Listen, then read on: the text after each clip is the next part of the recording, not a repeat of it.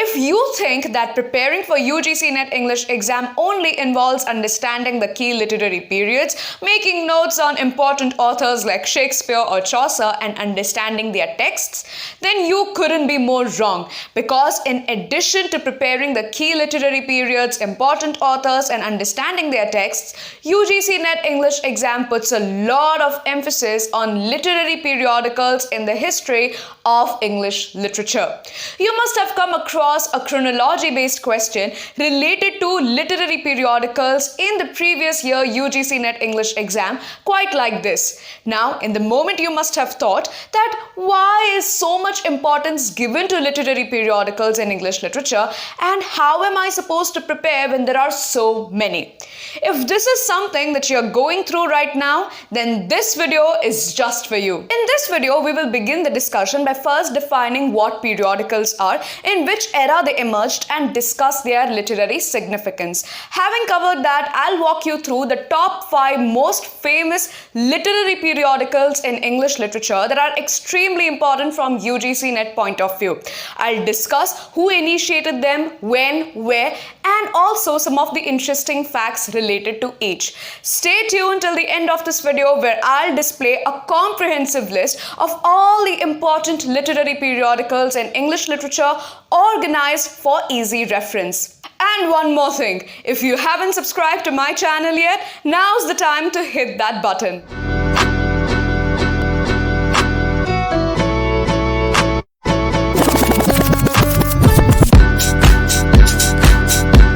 First, let us understand what is a periodical. A periodical is an umbrella term which includes publications like newspapers, newsletters, articles, blogs, magazines, and journals which release on a particular schedule. It could be daily, weekly, monthly, bi-monthly, annually, quarterly, etc.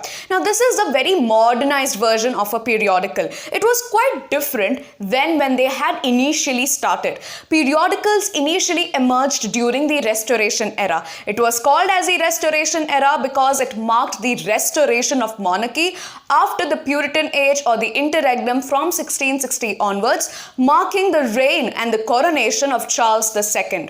During that point of time, periodicals were just small pamphlets releasing some definite piece of news. But despite its small size, periodicals and papers were published on a daily basis, which led to the growth of a new kind of literature.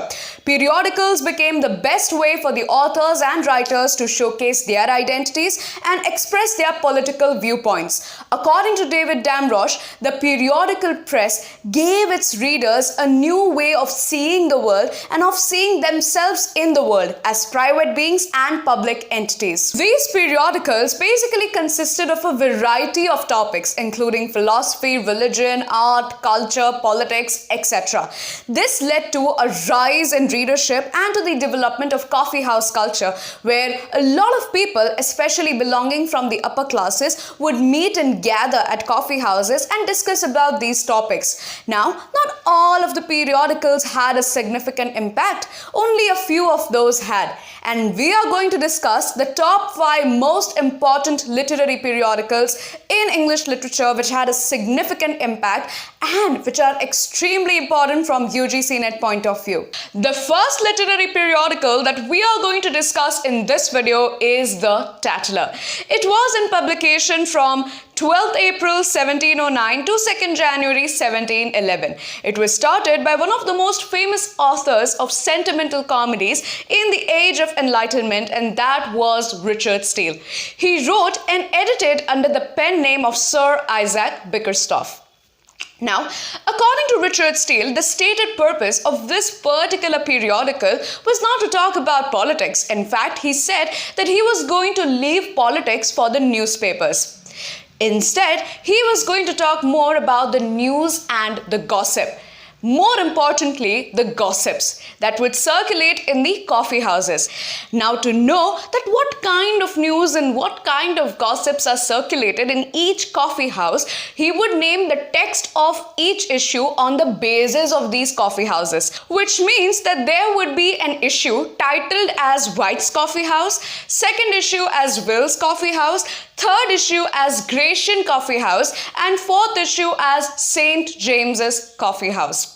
which was quite interesting because he did not only focus upon the gossips, but he also invented some of the stories of his own and mixed these two and then published these periodicals. The second important literary periodical is The Spectator, which was in publication from March 1, 1711 to December 6, 1712. The year in which Richard Steele seized the publication of the Tatler was the same year in which he and Joseph Addison collectively started The Spectator. If the Tatler was a tri-weekly paper, then The Spectator was a daily periodical. Now, the way of representation of news and gossip in The Spectator was slightly different than it was in the Tatler.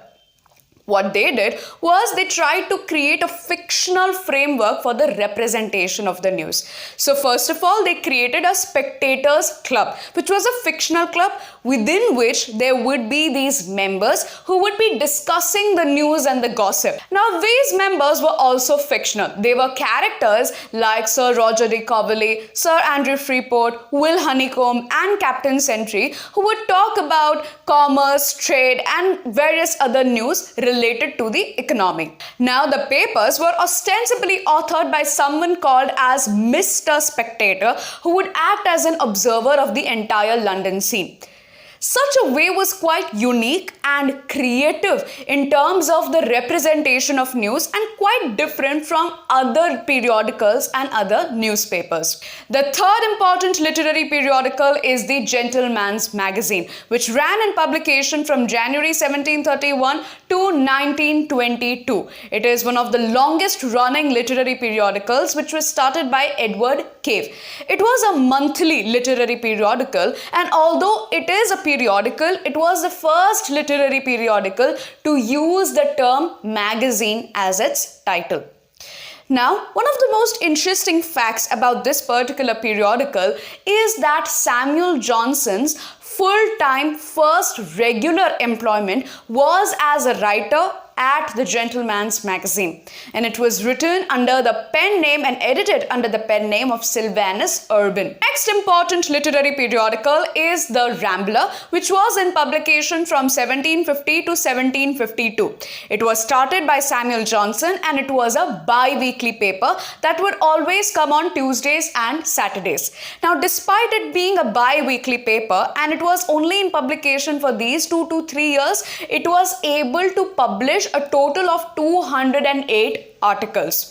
Now, a lot of other periodicals that were published during this point of time, they were published in a very common colloquial language. But the Rambler was published in an elevated and a formal prose style because Johnson dealt with subjects on a similar manner. Like he talked about morality, religion, literature, art, culture, aesthetics, and stuff like that. Why? Because there was this rise of the new middle class during the 18th century.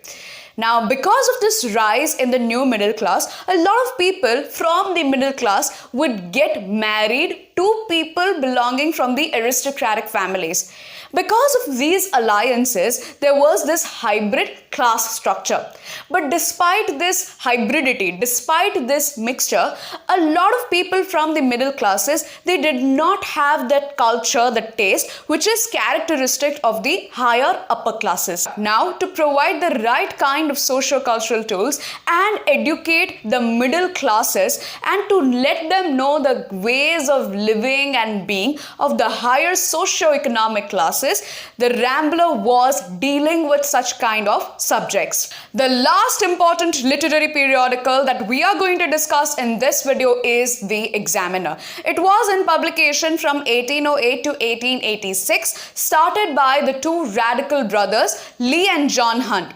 Now, it was a weekly paper. It would always come once in a week, and that would be Sundays. That is why the subtitle of this particular periodical was A Sunday Paper on Politics, Domestic Economy, and Theatricals. So apart from writing independent reports related to these areas, the publication, the periodical, would also write pieces on leading writers of the day like Mary Shelley, P.B. Shelley, also Lord Byron and other writers of the day. One of the interesting facts of the Examiner is that the editor of this particular literary periodical wrote the first notices of Charles Dickens' Sketches by Boz and the Pickwick Papers. Apart from the Examiner, John and Leigh Hunt, they also started another literary periodical called as the Reflector, which was in publication from 1810 to 1811.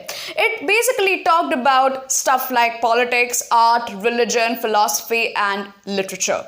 These are the top 5 literary periodicals in English literature that are extremely important from UGC NET point of view. Apart from these, the other important literary periodicals in English literature are as presented on your screen. Please go through them and make sure that you understand each one of them before you appear for your UGC NET English exam. As for the important literary periods, the key authors and key texts, don't worry, I've got you covered for the upcoming UGC NET English exam. In my live classes for UGC NET English exam, I am breaking down every important literary period, every author, poet, playwright, and their texts related to the history of British English literature and Indian English literature in a very comprehensive manner.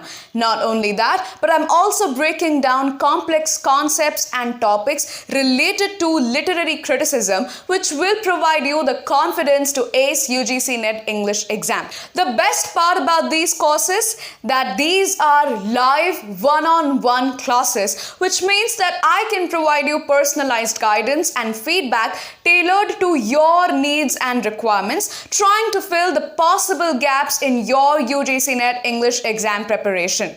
If you want to know more about the courses I offer, the sessions I take, and the notes I provide, feel free to check out my TopMate page. It's topmate.io/Riya Gandhi. I've shared the link in the description box below, so don't forget to check it out. That's it for today's video, folks. If you found this video on 5 important literary periodicals in English literature informative and helpful, please like it and share it with other UGC NET English aspirants. Also, if you haven't subscribed to my channel yet, please do it right now so that you don't miss any videos that I will be uploading on such important topics and concepts from UGC NET point of view in the future. Thank you so much for watching till the end, and I'll see you in the next one.